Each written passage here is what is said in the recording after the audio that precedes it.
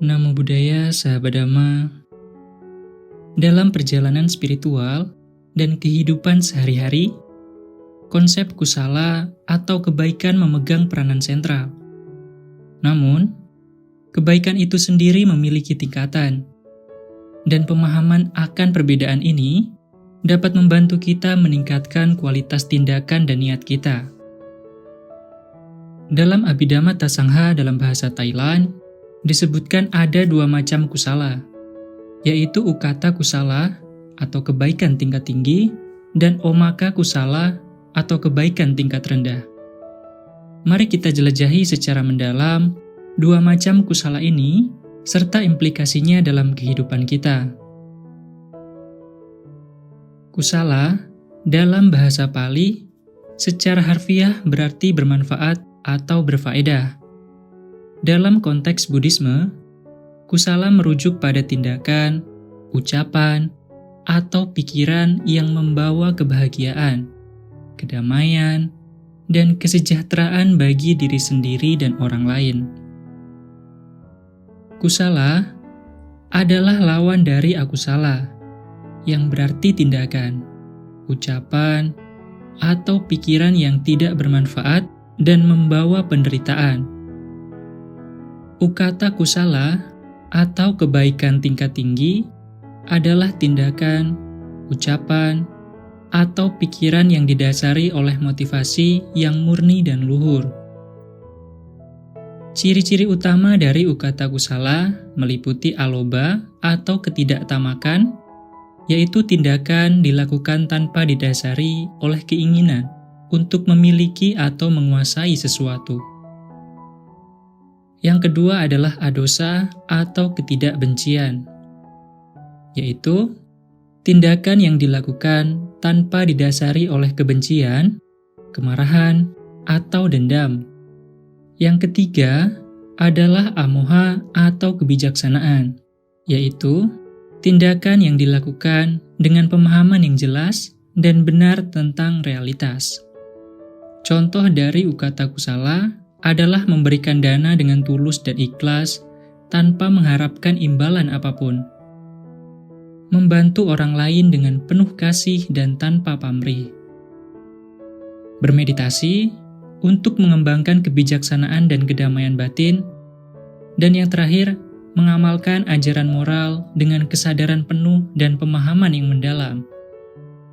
Itu semua merupakan contoh dari ukata kusala. Selanjutnya mari kita bahas tentang omaka kusala atau kebaikan tingkat rendah. Adalah tindakan, ucapan, atau pikiran yang meskipun bermanfaat, masih didasari oleh motivasi yang kurang murni atau kurang luhur. Ciri-ciri dari omaka kusala antara lain masih terikat pada keinginan atau harapan akan imbalan, masih dipengaruhi oleh emosi-emosi negatif meskipun dalam kadar yang lebih rendah, masih kurang pemahaman yang mendalam tentang realitas.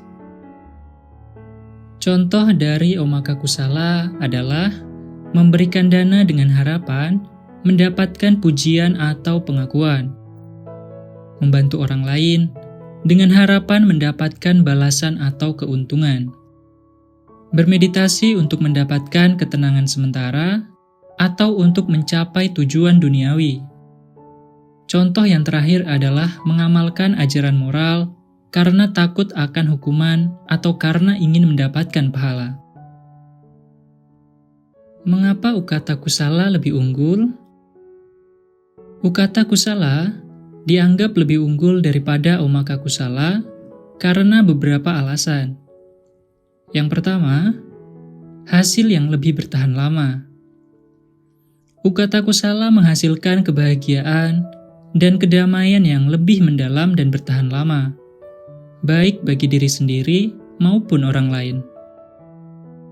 Yang kedua, membawa kemajuan spiritual. Ukata kusala membantu mengembangkan kualitas-kualitas positif seperti kasih sayang, kebijaksanaan, dan kemurahan hati, yang penting untuk kemajuan spiritual. Yang ketiga, membebaskan dari penderitaan. Ukata kusala membantu mengurangi keterikatan pada keinginan dan kebencian, yang merupakan akar dari penderitaan. Lalu bagaimana meningkatkan kualitas kusala?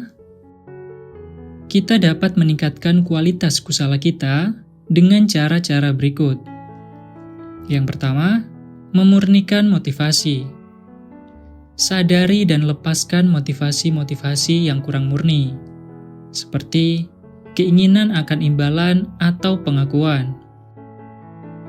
Yang kedua, mengembangkan kualitas-kualitas positif.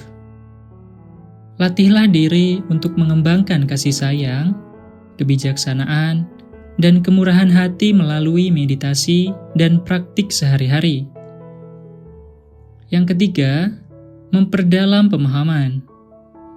Pelajari dan renungkan ajaran-ajaran spiritual untuk memperdalam pemahaman tentang realitas dan tujuan hidup.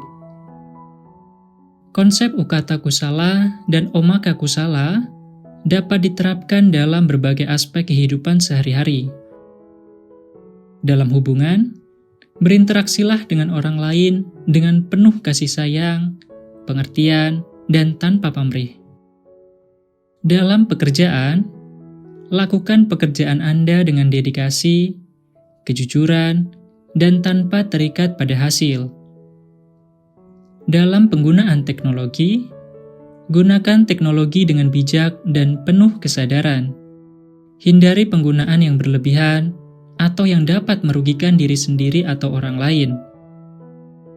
Dalam menghadapi tantangan, hadapi tantangan hidup dengan sabar, bijaksana, dan tanpa terbawa emosi negatif. Dengan memahami perbedaan antara ukata kusala dan omaka kusala, kita dapat meningkatkan kualitas tindakan, ucapan, dan pikiran kita. Dengan berlatih mengembangkan ukata kusala, kita dapat menciptakan kebahagiaan dan kedamaian yang lebih besar bagi diri sendiri dan dunia di sekitar kita. Mari kita berkomitmen untuk menjalani hidup dengan penuh kesadaran, kasih sayang, dan kebijaksanaan.